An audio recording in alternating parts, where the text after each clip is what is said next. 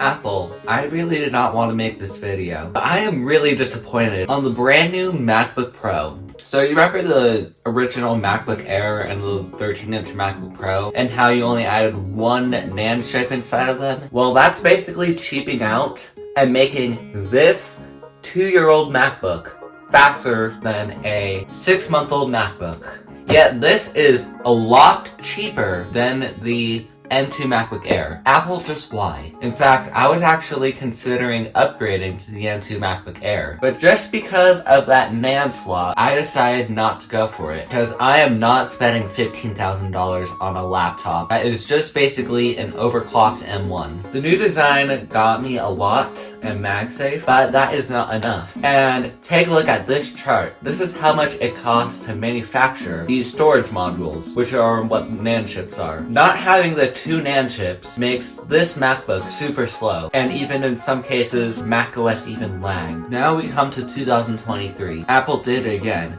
Not just for the M2 Mac Mini, but also for the M2 Pro MacBook Pro, which I was also considering buying. And now I'm not sure if I will anymore, just because Apple did the same thing. They added a single NAND chip inside the MacBook Pro, and yet it probably is going to perform a lot worse than this thing. I'm just not sure what to say anymore, Apple. I really don't want to be stuck with a 2-year-old laptop anymore. I was really thinking about upgrading. Now, I don't think so anymore. I would rather just buy another M1 MacBook Air and then just do all the tasks on that, especially with how cheap they have been getting lately. Now, I know Apple probably isn't watching this video, but if you are, please do better, especially because these NAND chips don't cost a lot to make. And the only reason why we know that these MacBooks are so much slower is because people can take a look inside these MacBooks. They have the power and tools to do so. Obviously, I'm not comfortable opening my MacBook up quite yet, but as a pro user on an Air, I am incredibly disappointed. Apple would have made a lot more money if they had just added the second NAND chip inside. Maybe M3 will fix it, and they'll add double NAND back. Now, I probably won't go Air ever again, to be honest, since I've been pushing this thing to its limits already.